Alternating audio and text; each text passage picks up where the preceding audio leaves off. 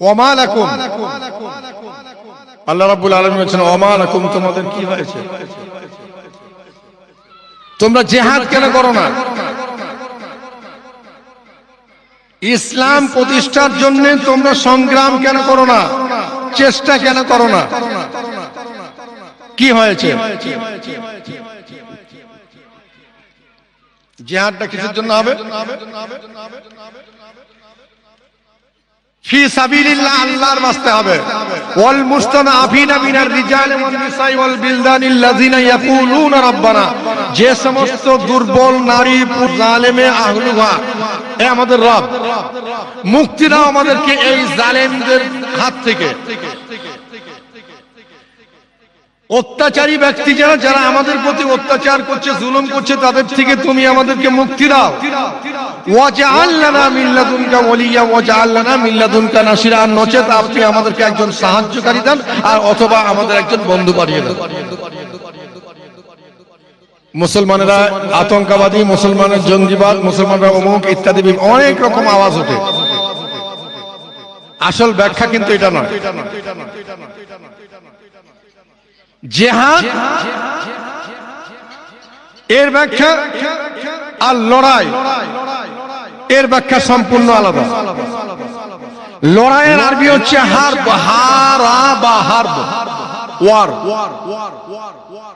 আর জিহাদ শব্দের অর্থ হচ্ছে যে কোনো উদ্দেশ্যকে সফলতায় পৌঁছে দিবার জন্য যে প্রলন্তকার চালানো হয়, সেই প্রচেষ্টা, সেই প্রচেষ্টার নাম হচ্ছে জিহাদ। তো আমরা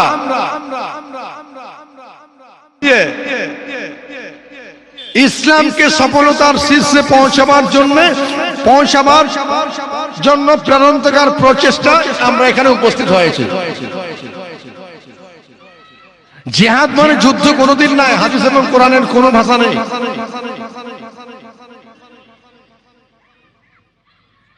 জিহাদ চেষ্টা করা, প্রচেষ্টা করা, এর অর্থ এটাই। তো আল্লাহ রাব্বুল আলামিন এই কথা বলেন, তোমরা চেষ্টা কেন করছো না? যে সমস্ত নারী পুরুষ, দুর্বল নারী পুরুষ, কমজোর আমাল বিদ্যুমনীরা চিৎকার করে বলছে যে এই জালেমদের হাত থেকে তুমি আমাদেরকে রক্ষা করো, মুক্তি দাও, অথবা আমাদেরকে একজন আমাদের বন্ধু পাঠাও, অথবা একজন আমাদের সাহায্যকারী পাঠাও। এখন কথা হচ্ছে, আমরা এই মজলিসটা আজকে আসেননি, এর অনেক আগেও অনেকবার এসেছেন কিনা? এসেছেন। মানুষের মনে একটা চিন্তা ভাবনা থাকে, আল্লামা আজানগাছি রহমতুল্লাহ দরবার থেকে আসার পথে এরা শুধু এদের কথাগুলোই বলে, হ্যাঁ, আমাদের কোনো কথাবার্তা বলে না। দেখুন,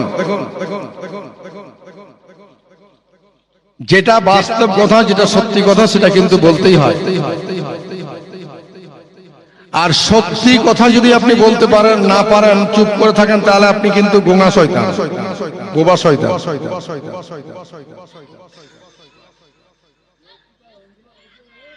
17 বছর বয়স থেকে 40 বছর পর্যন্ত আল্লাহ রাসূল যে সমস্ত কাজগুলো করেছিলেন, তাতে কিন্তু মক্কাবাসীরা খুব সুনাম করেছিল। যেই কাজই করেছে বলছে খুব ভালো কাজ করেছে, তোমার নাম দিয়ে দিলাম আল আমিন। ওই কাজটা করেছে, তোমার নাম দিয়েছিলাম আস-সাদেক। ওই কাজ করেছে, তুমিও সাধু ব্যক্তি, অমুক। মানে যা কিছু করেছে 70 থেকে নিয়ে 40 পর্যন্ত সবটাই সুনাম হয়েছে। 40 বছরের পর থেকে নিয়ে 63 বছর পর্যন্ত যে কাজগুলো করেছে, সেই কাজগুলো প্রত্যেকটা কাজেই তিনি মার খেয়েছেন, গালি খেয়েছেন, লাস্ট দেশান্তরিত হতে হয়েছে। কারণটা কি ছিল বলুন? 70 থেকে 40, এদিকে ক বছর হলো? আপনারা বলুন কি শুনে, 70 থেকে 40 কত বছর হলো? 23 বছর। আর 40 থেকে 63 ওদিকে কত হলো? ওদিকেও 23। তাহলে এই 23 বছর কথা বলে সুনাম অর্জন করলেন, ওই 23 বছর কথাবার্তা বলে মার খেলেন, গালি খেলেন, রক্ত দিলেন, ঝরালেন, তারপর লাস্ট না সহ্য করতে পেরে দেশান্তরিত হলেন। কারণ কি ছিল? কারণ তো ছিল একটাই, এই যে 23 বছর কথা বলেছে, এতে কিন্তু উনি ভালো কথাই বলেছেন, কিন্তু কোরআন থেকে কথা বলেননি, মানে কোরআন তো নাজিল হয়নি। আর 40 বছর বয়সে আল্লাহ রাব্বুল আলামিন কোরআন নাজিল করলেন। আর যখন কোরআনকে নিয়ে কথাবার্তা বলতে শুরু করলেন, তখন কিন্তু অসুবিধা হলো চতুর্দিক থেকে, এমন কিছু চাচা চাচি মানে সবাই শত্রু হয়ে দাঁড়িয়ে গেল। কোরআন তো এরকমই জিনিস। আপনার একজন আত্মীয় সুদের কারবার করে, আপনি দরবারে যাতায়াত করেন, দরবারের কথা মতো আপনি চলেন, আপনি তার বাড়ি থেকে খেতে পারবেন? খেতে পারবেন? তার মানে কি বলা হচ্ছে আপনি খাবেননি, তার মানে আপনি খাবেননি, রিশতা সম্পর্ক শেষ করে দাও, এটা বলা হচ্ছে না। আপনি পরহেজগারি করুন, ফলে কি হবে শুনুন। ও ব্যক্তি যদি জ্ঞানী হয়, ও চিন্তা করে আমার মামা বা আমার চাচা বা আমার শ্বশুর আমার বাড়িতে আসছে, আমি সুদে লিপ্ত থাকার জন্য খাচ্ছে না, আমি সুদটা থেকে পবিত্র হই, ভালো হয়, যাতে করে আমার আত্মীয় এসে আমার বাড়ি থেকে ওদের পূর্ণ করে শান্তি শৃঙ্খলার সময় চারটি খেয়ে যায়। আপনি কত বড় কাজ থেকে তাকে রক্ষা করছেন সেটা কি আপনি জানেন? ইসলামের প্রথম জিহাদ হয়েছিল বদর, প্রথম জিহাদ বদর হয়েছিল। এমন একটি সময় চলছে, এমন একটা সময় ছেলে বাপের বিরুদ্ধে জিহাদ করবে, বাপ ছেলের বিরুদ্ধে জিহাদ করবে, ভাই ভাইয়ের বিরুদ্ধে তরোয়াল চালাবে, আপনার মামা ভাগনার বিরুদ্ধে তরোয়াল চালাবে, ভাগনা মামার বিরুদ্ধে তরোয়াল চালাবে, ভাতিজা চাচার বিরুদ্ধে চালাবে, চাচা ভাতিজার বিরুদ্ধে চালাবে। রাসূল সাল্লাল্লাহু আলাইহি ওয়াসাল্লাম খুব চিন্তায় পড়লেন, সাহাবীদেরকে বুঝাচ্ছেন 313 জন মাত্র। এদের মধ্যে মিকদাদ রাদিয়াল্লাহু তাআলা আনহু, তিনি একজন সাহাবী ছিলেন। তিনি বললেন,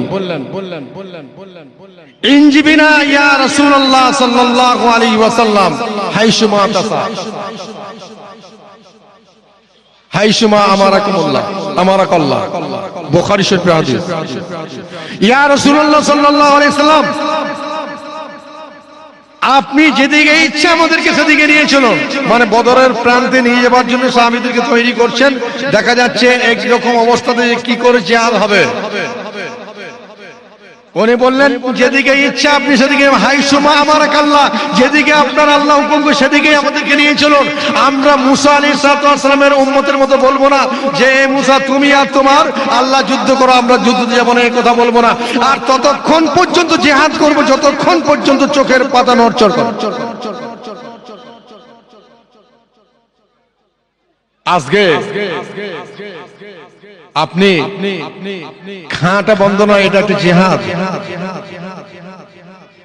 এটা বদরের প্রান্তে সাহাবায়ে কেরামরা গিয়ে যে 313 জন সাহাবী যে গিয়েছিল ওখানে, ওই 313 জন জিহাদের জন্য যে গিয়েছিল, তাদের যা কষ্ট হয়েছিল, তাতে গিয়ে তারা যতটা সম্মান এবং ইজ্জত এবং সওয়াব অর্জন করেছে, আপনি যদি এই পরহেজগারিটা করতে পারেন তার থেকে বেশি সওয়াব পাবেন।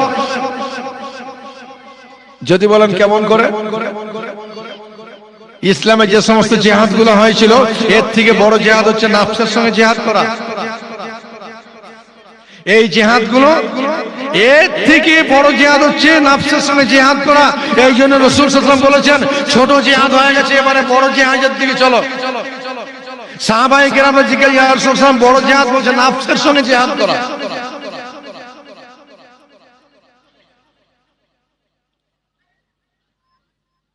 উমাইর বিন হাম্মাম রাদিয়াল্লাহু তাআলা আনহু যুবক সাহাবী, উনি একটা খেজুর খেতেছিলেন, খুরমা খেতেছিলেন, খুরমাটা ফিকে দিলেন, বলছে না এটা খেতে অনেক সময় লাগবে। আল্লাহ রাসূল যখন বললেন চলো, তোমরা যখন এই কথা বলছো যে আপনারা আল্লাহ যেদিকে হুকুম করছে সেদিকে নিয়ে চলো, এইরকম যখন পরিস্থিতি, কুমু বিনা ইলা জান্নাতিন, চলো চলো চলো জান্নাতের দিকে চলো, যেই জান্নাতের প্রশস্ত এবং বিশালতা প্রশস্ততা আসমান এবং জমিনের সমান। ইমাম রাদিয়াল্লাহু তাআলা আনহু তিনি বললেন, খুরমাটা ফিকে দিলেন, ফিকে দিয়ে বললেন না আর অপেক্ষা করব না, জিহাদের ময়দানে মুজিয়াই হয়ে গেলেন এবং সেখানে গিয়ে শহীদ হয়ে গেলেন। যুদ্ধ থামলো, যে সমস্ত সাহাবীরা শহীদ হয়েছিল শহীদ সাহাবীগুলোকে নিয়ে আসা হলো। একজন সাহাবী ইয়া রাসূলুল্লাহ, যে যুবকটি জান্নাতে যাওয়ার জন্য খুরমা খাওয়ার জন্য ধৈর্য ধারণ করতে পারেন তিনিও শহীদ হয়েছে, তাকে কবরস্থ আল্লাহ রাসূল বললেন, এই উমায়ের, আমি মুহাম্মদ সাল্লাল্লাহু আলাইহি ওয়াসাল্লাম বলছি, বার হও তুমি আল্লাহর জান্নাতি, যেই জান্নাতে যাবার জন্য তুমি ধৈর্য রাখতে পারো। তো ওই জেহাদের থেকে নাফসের সঙ্গে জেহাদটা হচ্ছে বড় জেহাদ। দেখুন এই শরীরটা, এতে দুটো জিনিস আছে, একটা হচ্ছে দেহ আর একটা হচ্ছে আত্মা। দেহ এটা মাটি থেকে তৈরি হয়েছে, এর খাবার দেখুন মাটি থেকে, কলা, কচু, মূলা, আপেল, বেদানা, আঙ্গুর, ভুট্টা, জব, যা কিছু আছে সমস্ত কিছু সব মাটি থেকে তৈরি। যেহেতু দেহটা মাটি থেকে তৈরি, এর খাবারও আল্লাহ রাব্বুল আলামিন তিনি মাটি থেকে তৈরি করেছেন। আর রূহ, এটা আলমে আরওয়া থেকে এসেছে, এর খাবার আল্লাহ রাব্বুল আলামিন লাউহে মাহফুজে রেখেছেন। অর্থাৎ এর খাবারটা এই মাটির খাবারে হয়নি, এটা হচ্ছে লাউহে মাহফুজে ছিল কোরআন। রূহের খাবার হচ্ছে, আত্মার খাবার হচ্ছে কোরআন। আপনি দেহকে খাইয়ে খাইয়ে খুব শরীরটাই খুব মোটা করেছেন, ফুলিয়েছেন, আর রুহের খাবার হচ্ছে নামাজ, রুহের খাবার রোজা, রুহের খাবার হচ্ছে হজ, রুহের খোরাক হচ্ছে যাকাত, রুহের আপনার খোরাক হচ্ছে সত্য কথা বলা, রুহের খবর হচ্ছে আমানতদারি করা, রুহের খোরাক হচ্ছে কোরআন তেলাওয়াত করা। এগুলো আপনি করছেন না। এই দেহ এবং আত্মার মধ্যে যুদ্ধ শুরু হলো। তো দেহকে তো খাইয়ে মোটা করেছি, সহজে আত্মাকে মানে রূহকে আপনার কি করছে, হারিয়ে দিচ্ছে। যখন সহজে রূহকে হারিয়ে দিচ্ছে, আমি আর নামাজ পড়তে ইচ্ছা করছে না, কোরআন অর্থাৎ ওয়াজিবা পড়তে ইচ্ছা করছে না, যাকাত দিতে ইচ্ছা করছে না, হজ পয়সা থেকেও দিতে ইচ্ছা করছে না, সত্য জানার পরে সত্য সাক্ষ্য দিতে ইচ্ছা করছে না। আর আল্লাহ রাব্বুল আলামিন এই কথাই বলেছেন, ওয়ামাই ইয়াসু আন যিকরির রহমানি নুকাব্বিজ লাহু শাইতানান ফাহুয়া লাহু কারিন, সূরা যুখরুফের আয়াত। ওয়ামাই ইয়াসু আন যিকরির রহমানি নুকাব্বিজ লাহু শাইতানান ফাহুয়া লাহু কারিন। আমার কোরআন থেকে, কোরআন নামক জিকির থেকে যখন তোমরা সরে যাবে, বিরত থাকবে, দূরে থাকবে, এটার কথা অমান্য করবে, নুকাব্বিজ লাহু শাইতানান ফাহুয়া লাহু কারিন, আমি আল্লাহ রাব্বুল আলামিন নিজেই তোমাদের উপরে একটা শয়তানকে মুসাল্লাত করে দেব। ফাহুয়া লাহু কারিন, আর ওই শয়তান তোমার বন্ধু হয়ে থাকবে, তার মানে ওই শয়তান তোমাকে পরিচালনা করবে। শয়তান যদি পরিচালনা করে আমাকে, আমার কাজগুলো কেমন হবে? শয়তানকে তো দেখতে পায় না। এখন আমাকে শয়তান পরিচালনা করছে না আমাকে ইনসান পরিচালনা করছে, তার মানে কি আমি কোরআন এবং হাদিস মোতাবেক পরিচালিত হচ্ছি না শয়তান মোতাবেক পরিচালিত হচ্ছি? যেহেতু শয়তানকে আমরা দেখতে পাই না, তাহলে এটা দেখার দরকার আছে কিনা? আরে ভাই আছে কিনা বলুন? এই দিকের লোকগুলা কথা বলে না, আছে কিনা বলুন? আছে, মরতে তো হবে। কথার নাম লতা, কথা বলতে বলতে কোথায় চলে যায়। আল্লাহ রাব্বুল আলামিন বললেন, ইয়া আইয়ুহাল্লাযীনা আমানু তাকুল্লাহা হাক্কা তুকাতিহি ওয়া লা তামুতুন্না ইল্লা ওয়া আনতুম মুসলিমুন। হে বিশ্বাসীরা, তোমরা আমাকে ভয় করো আর মৃত্যুবরণ করো না। ইল্লা ওয়া আনতুম মুসলিমুন, যতক্ষণ পর্যন্ত মুসলমান না হও। এদিকে বলা হচ্ছে কি, কুল্লু নাফসিন যায়কাতুল মউত, মৃত্যুর স্বাদ গ্রহণ করতে হবে। তারপর আবার কি বলছেন, আইনামা তাকুনু ইদরিকুমুল মাউতু ওয়ালাউ কুনতুম ফি বুরুজিম মুসাইয়্যিদা।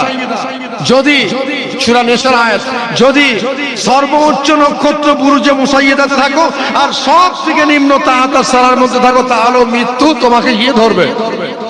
কিভাবে ধরবে? ইজা জা আজালুকুম লাউ ইস্তাখিরুনা সাআতাও ওয়ালা ইস্তাকদিমুন। ঠিক নির্ধারিত সময়ে নির্ধারিত জায়গায় মৃত্যু তোমার কাছে উপস্থিত হয়ে যাবে, তার মানে মৃত্যু বারক মরতেই হবে। এদিকে বলা হলো কি, মৃত্যুবরণ করো না। আর মৃত্যুবরণ ওই সময় করবে যতক্ষণ পর্যন্ত মুসলমান হও, সেই সময় করবে। মুসলিম না হওয়ার আগে কিন্তু মৃত্যুবরণ করো না। তো আমি মুসলমানের, আমি প্রশ্নগুলো রাখছি, আমি মুসলমানে আছি, আমার মৃত্যুটা মুসলমান অবস্থায় হবে না বেঈমান অবস্থায় হবে, এটাও জানা দরকার আছে কিনা বলুন। আচ্ছা, আপনাদের অসুবিধা হচ্ছে নাকি বলুন দেখি। তাহলে এক নাম্বার কথা কি বললাম, যে আমাদের শয়তান পরিচালনা করছে কিনা এটা জানার দরকার রয়েছে। মৃত্যু তো হবেই, মৃত্যু পার হবে, মৃত্যু থেকে কোনো উপায় কারণ নেই। তাহলে এই মৃত্যুটা আমরা ইসলাম মানে মুসলিম অবস্থায় মৃত্যুবরণ করতে পারবো না, বেঈমান অবস্থায় মৃত্যুবরণ করতে পারবো, মৃত্যুবরণ হবে, এটাও জানার দরকার রয়েছে। তারপরে আল্লাহ রাব্বুল আলামিন বলছেন, ইন্নাল্লাহ হাসতারা মিনাল মুমিনিনা আনফুসাহুম ওয়া আমওয়ালাহুম বিআন্না লাহুমুল জান্নাহ। আল্লাহ রাব্বুল আলামিন বললেন, ইন্নাল্লাহ হাসতারা মিনাল মুমিনিনা আনফুসাহুম, আমি আল্লাহ রাব্বুল আলামিন অবশ্যই আমি আল্লাহ রাব্বুল আলামিন তোমাদের ঈমানদারদের কাছ থেকে তাদের জানকে এবং তাদের মালকে ক্রয় করে নিয়েছি জান্নাতের বিনিময়ে। ঈমানদারদের কাছ থেকে আমি তাদের মালকে এবং তাদের জানকে জান্নাতের বিনিময়ে ক্রয় করে নিয়েছি। কাদের কাছ থেকে ক্রয় করেছে? ঈমানদারদের কাছ থেকে।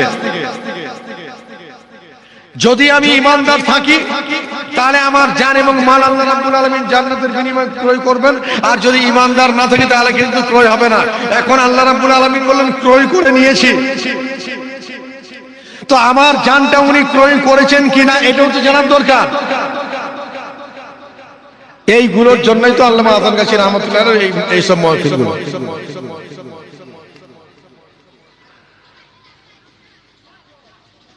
আমি একজন ঈমানদার,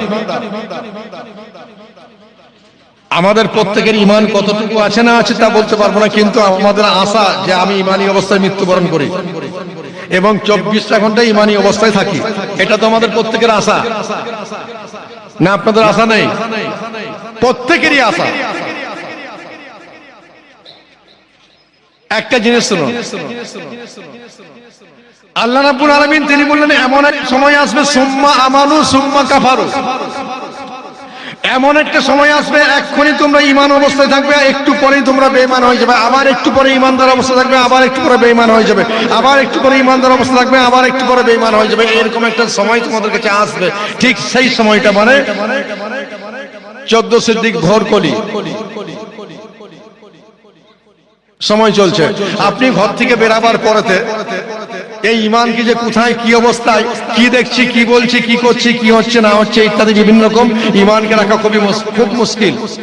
রাসূল সাল্লাল্লাহু আলাইহি ওয়াসাল্লাম হাদিস, হাতে আগুনের আংরা রাখা খুব সহজ হবে কিন্তু ঈমান রাখা খুব কঠিন হবে, সেটা এই জামানা চলছে। তাহলে ঈমানটা আমাদের মধ্যে রাখার একটা চিন্তা ভাবনা রাখবো কি করে?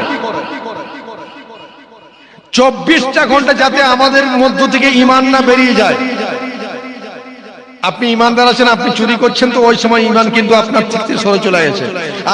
আপনি ঈমানদার, আপনি যখন জেনা করছেন ওই সময় কিন্তু ঈমান সরে যায় আপনার কাছ থেকে। আপনি মুসলমান, এই ঈমানদার, আপনি যখন জুলুম করছেন কারো প্রতি ওই সময় কিন্তু ঈমান সরে চলে যায়। এগুলা করেন, এমন কিছু কাজ করেন তাতেও কিন্তু ঈমান সরে চলে যায়, যেটা বুঝতে পারি না। তো এই ঈমানকে সঠিক রাখার জন্য আমাদের 24টা ঘন্টা যাতে করে ঈমানী অবস্থায় থাকি, এই জন্যই আল্লামা আযান গাছী রাহমাতুল্লাহ তিনি কত বড় ওলি, এবং শুধু ওলি নন, তিনি কত বড় আলেম ছিলেন এবং ওলি ছিলেন। তিনি করলেন কি, হাদিস থেকে রিসার্চ করলেন, গবেষণা করলেন, করে ওয়াজিফার প্রথমেই তিনি দিয়ে দিলেন কলমায়ে শাহাদাত।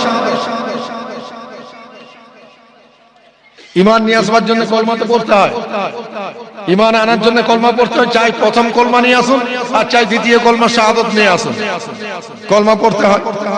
ওয়াজিফার প্রথমেই উনি কিন্তু কলমায়ে শাহাদাত দিলেন। আচ্ছা, কলমা শাহাদাত উনি না দিয়ে কলমায়ে তাইয়্যিব লা ইলাহা ইল্লাল্লাহ এটা দিতে পারতেন কিনা? কিন্তু ওটা না দিয়ে এটা দিলেন। কেন জানেন? প্রত্যেকটি নবীর কলমা ছিল লা ইলাহা ইল্লাল্লাহ আদম সফিউল্লাহ, এটা আদম আলাইহিস সালামের কলমা ছিল তার উম্মতদের। লা ইলাহা ইল্লাল্লাহ নূহ বাইদুল্লাহ, লা ইলাহা ইল্লাল্লাহ মুসা কালিমুল্লাহ, লা ইলাহা ইল্লাল্লাহ ইব্রাহিম খলিলুল্লাহ, লা ইলাহা ইল্লাল্লাহ ইউসুফ সিদ্দিকুল্লাহ, লা ইলাহা ইল্লাল্লাহ ঈসা রূহুল্লাহ। প্রত্যেকটি নবীর উম্মতদের কলমা আলাদা ছিল। আমাদের নবীর কলমা হচ্ছে লা ইলাহা ইল্লাল্লাহ মুহাম্মাদুর রাসূলুল্লাহ। এটা কলমার কথা বললাম, এটা হচ্ছে প্রথম কলমা। আর দ্বিতীয় কলমা কলমায়ে শাহাদাত, অর্থাৎ এই কলমাটা প্রত্যেকটি নবীর উম্মতেরা এই কলমা পড়ে নবীদের উপরে তো ঈমান নিয়ে আসছে, আমরাও কলমা পড়ে আমাদের নবীর উপরে ঈমান নিয়ে আসছি। অতএব এটা তো পড়ছি, কিন্তু কলমায়ে শাহাদাত হচ্ছে 1 লাখ মতান্তরে 2 লাখ পয়গম্বরের ওজিফা, মানে জিকির। বলি সুবহানাল্লাহ। যার জন্য আল্লামা আযান গাছী আমার কত বড় আলেম ছিলেন, কত বড় তিনি ওলি ছিলেন, তিনি রিসার্চ করে গবেষণা করে তিনি এই কলমায়ে শাহাদাতকে প্রথমে দিয়ে দিলেন ওজিফা। আপনি ঈশার নামাজ পড়ে, এইখান থেকে ঈশার নামাজ পড়ে মজলিস করে আপনি ওজিফা পড়ে বাড়ি যাবেন। নামাজের আগে চাই ওজিফা পড়ুন, চাই পরে পড়ুন, আপনি পড়লেন একবারে কলমায়ে শাহাদাত থেকে নিয়ে একবারে আপনার কুল আউযু বিরাব্বিন নাস পর্যন্ত। এই যে বাড়িতে গেলেন, বাড়িতে গিয়ে আপনি শুয়ে গেলেন, ঘুমিয়ে গেলেন, ঠিক ফজরের নামাজের জন্য এসে আপনি ফজরের নামাজটা পড়ে নিয়ে আবার ওয়াজিফাটা আগে হোক পরে হোক পড়ে নিয়েছেন। তার মানে আপনি যে ঈশার নামাজ পড়ে ওয়াজিফা পড়ে বাড়িতে গিয়ে শুয়েছিলেন বা জিকির ছিলেন বা তাহাজ্জুদে ছিলেন, যাতেই ছিলেন আপনি, কিন্তু কথা হচ্ছে যে ওই ফজর থেকে মানে ঈশা থেকে নিয়ে ফজর পর্যন্ত আপনি ঈমানি অবস্থাতেই ছিলেন। ফজরের পরে বা আগে আপনি এই নামাজের পরে ওয়াজিফা পড়ে নিয়েছেন, আবার ওই ফজর থেকে নিয়ে আপনি জোহরের নামাজ পড়লেন, জোহরের নামাজ পড়ে আপনি ওয়াজিফাটা পড়ে নিয়েছেন, মানে ফজর থেকে জোহর পর্যন্ত আপনি ঈমানি অবস্থাতেই আছেন। এই করে আপনার জোহর থেকে আসর, আসর থেকে মাগরিব, মাগরিব থেকে ঈশা, ঈশা থেকে আবার ফজর, মানে 24টা ঘন্টায় আপনি ঈমানি অবস্থায় আছেন। এই অবস্থায় যদি মৃত্যুবরণ হয়, এদিকে আপনার আজরাইল জান কবজ করতে দেরি হবে, ওদিকে আল্লাহ রাব্বুল আলামিন তার জান্নাতে দিতে দেরি করবে না। বলি সুবহানাল্লাহ। আপনি যদি ওয়াজিফা ভালো না লাগে আপনি নাই পড়ুন, কিন্তু ওয়াজিফাকে আপনি ইনকার করতে পারবেন না, হেউ করতে পারবেন না। কারণ কলমায়ে শাহাদাত থেকে নিয়ে ইস্তিগফার পর্যন্ত এটা সম্পূর্ণ হাদিস, আর সূরা ফালাক থেকে নিয়ে সূরা ফাতিহা থেকে নিয়ে সূরা নাস, এটা কি? এটা কোরআন। আপনি যদি ইনকার করেন, অস্বীকার করেন, আপনি কিন্তু ইসলাম থেকে সরে যাবেন, কারণ আপনি কোরআনকে করছেন। আমার কথা হচ্ছে কি, আমরা সব থেকে অসুবিধায় কোথায় পড়েছি শুনুন। মিনাল লাযিনা ফাররাকু দীনাহুম ওয়া কানু শিয়া কুল্লু হিজবিন বিমা লাদাইহিম ফারিহুন। আমরা করেছি কি, উনি একটা দল তৈরি করলো ইসলামের মধ্যে, সে একটা দল তৈরি করছে ইসলামের মধ্যে, ও একটা দল তৈরি করছে একটা নাম দিয়েছে, ই একটা দল তৈরি করে একটা নাম দিয়েছে, ও একটা দল তৈরি করে নাম দিয়েছে, এই দিয়ে দিয়ে দিয়ে দিয়ে ইসলামটাকে টুকরো টুকরো করেছে। কুল্লু লাদাইহিম বিমা ফারিহুন। প্রত্যেকটি দল তার দলের কর্মসূচি নিয়েই তিনি খুশি আছেন। এটা দেখছেন যে এই দল এটা তৈরি করেছে, এটা কোরআন থেকে বা হাদিস থেকে আছে কিনা দেখি। আমার কথা হচ্ছে যে দল যাই তৈরি করুক সেটা কোরআন এবং হাদিস থেকে আছে কিনা এটা দেখুন। যদি কোরআন এবং হাদিস থেকে প্রমাণিত হয় তাহলে পড়লে আপনি অবশ্যই সওয়াব পাবেন এবং এর দ্বারাই উপকার পাবেন। এটা কিন্তু আমরা দেখি না, সমস্যা আমাদের এইখানে। আর ইসলাম শেষ হচ্ছে এই করে। আমার কথা একটাই, যে দল তৈরি করুক, যেই তৈরি করুক, আপনি যে আপনার নামাজ, আপনার রোজা, আপনার হজ, আপনার যাকাত, দরবারে চলুন না কি, আপনার তো ওয়াজিন গুলো আসছে, আমি দেখছি তো ওয়াজ টোয়াজ করছে, আবার কি যাব। রায় বলতেন, একদিন বলে ঠিক আছে চলুন। তা আমি এলাম পশিদা, ইনার আগে যিনি হুজুর ছিলেন, খলিফা ছিলেন, উনার পিরিয়ডের কথা বলছি, ওই সময় দরবারে এলাম। সেই সময় হুজুর কেবলা, পশিদা হুজুর কেবলা প্রায় 8 ঘন্টার বেশি আমার সঙ্গে কথাবার্তা বললেন।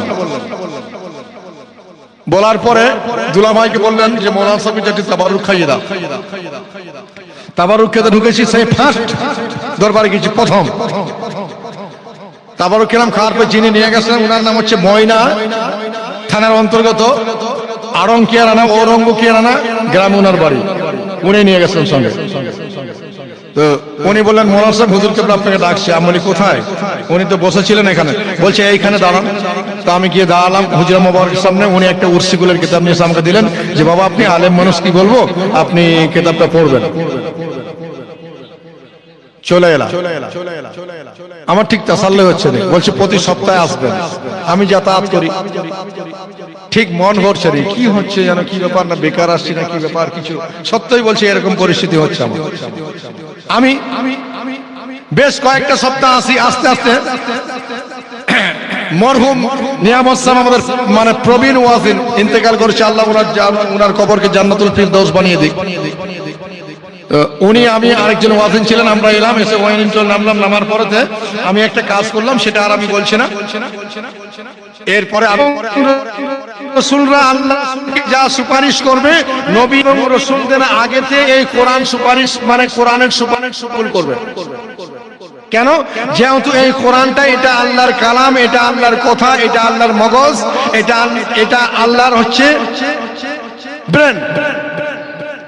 অতএব নবী এবং রসুলদের সুপারিশের আগে যদি কোরআন আল্লাহর কাছে সুপারিশ করে, আল্লাহ নবী রসুলের আগে কোরআনের সুপারিশকে আল্লাহ কবুল করবে। কাদের জন্য সুপারিশ করবে? যে ব্যক্তিগুলো এই কোরআনের হক আদায় করতে পেরেছে, তাদের জন্য এই কোরআন সুপারিশ করবে। কি হকটা কি? আপনি নারী হন বা পুরুষ হন, ইমানদার নারী হন বা পুরুষ হন, আপনাকে প্রত্যেক দিন কোরআনের 100 আয়াত তেলাওয়াত করতে হবে। ওয়া ইন্নাহু লাযিকরুল লাকা ওয়া লিকাওমিকা ফাসাওফা তুসআলুন। ওয়া ইন্নাহু লাযিকরুল লাকা ওয়া লিকাওমিকা। আল্লাহ রাব্বুল আলামিন আল্লাহ রাসূলকে জিজ্ঞাসা করবেন যে তুমি এবং তোমার কওম কোরআনের হক কতটুকু আদায় করেছে। আল্লাহ রাব্বুল আলামিন কোরআনের মধ্যে কথা জানাচ্ছে, আমি জিজ্ঞাসা করব। তুসআলুন, জিজ্ঞাসিত হবে। এই যে 100 আয়াত তো পড়তে পারি না আমরা,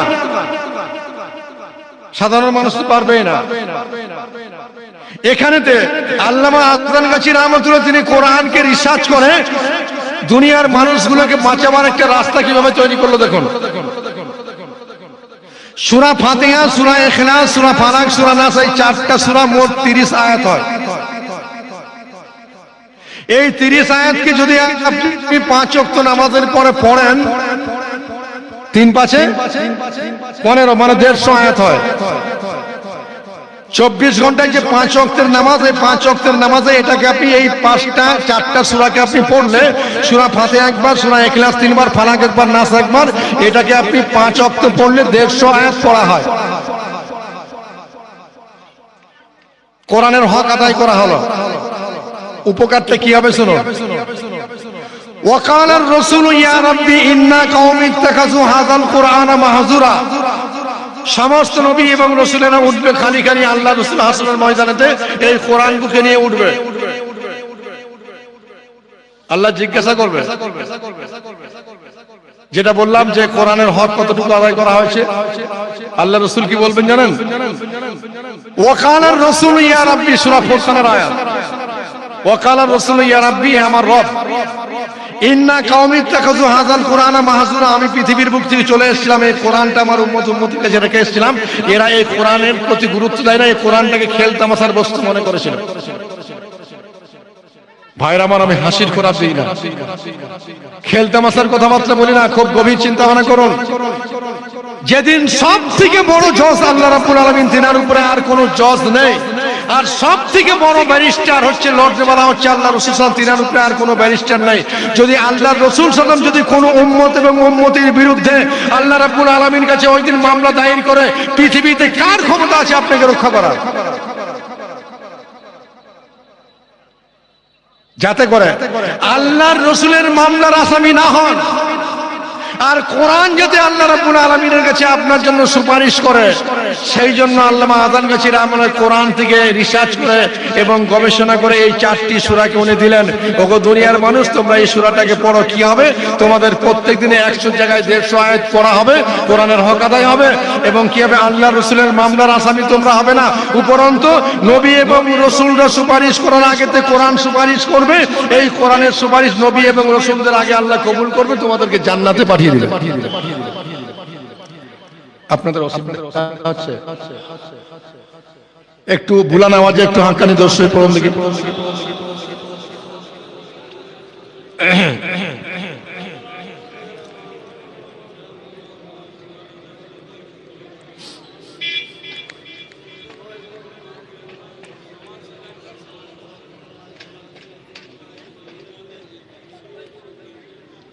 আল্লাহ রাব্বুল আলামিন বললেন, কুনতুম খায়রা উম্মাতিন উখরিজাত লিন-নাস তা'মুরুনা বিল মা'রুফি ওয়া তানহাউনা আনিল মুনকার ওয়া তু'মিনুনা বিল্লাহ। সূরা আল ইমরানের আয়াত এটা। কুনতুম খায়রা উম্মাতিন উখরিজাত লিন-নাস তা'মুরুনা বিল মা'রুফি ওয়া তানহাউনা আনিল মুনকার ওয়া তু'মিনুনা বিল্লাহ। তোমরা শ্রেষ্ঠ উম্মত, শ্রেষ্ঠ জাতি।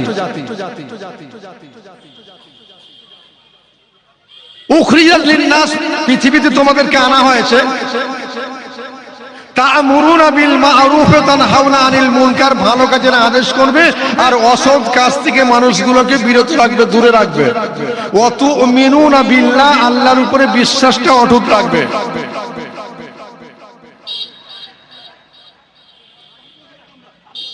দুটি কথা এখানে।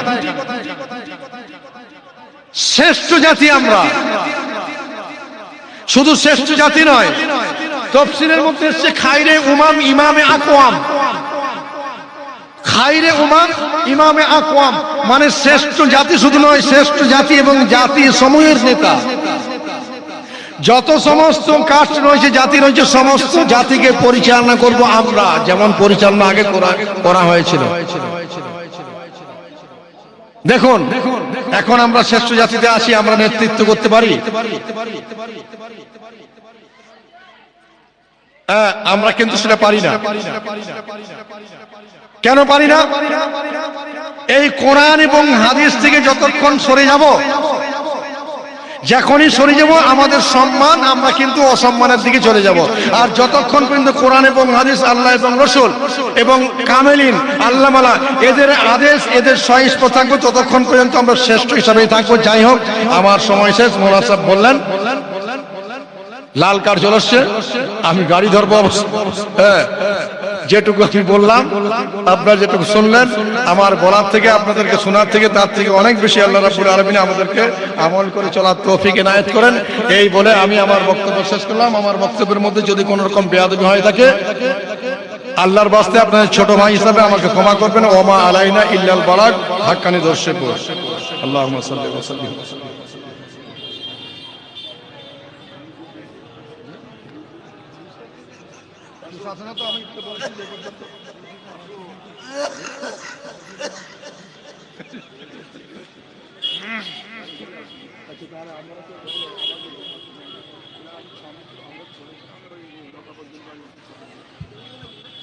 জি জি জি।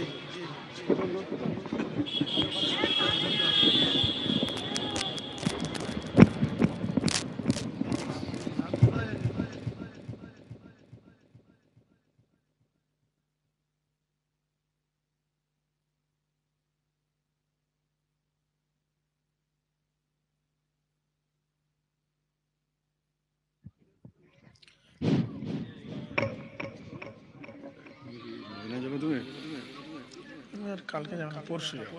হ্যাঁ, পরশু দিন আমি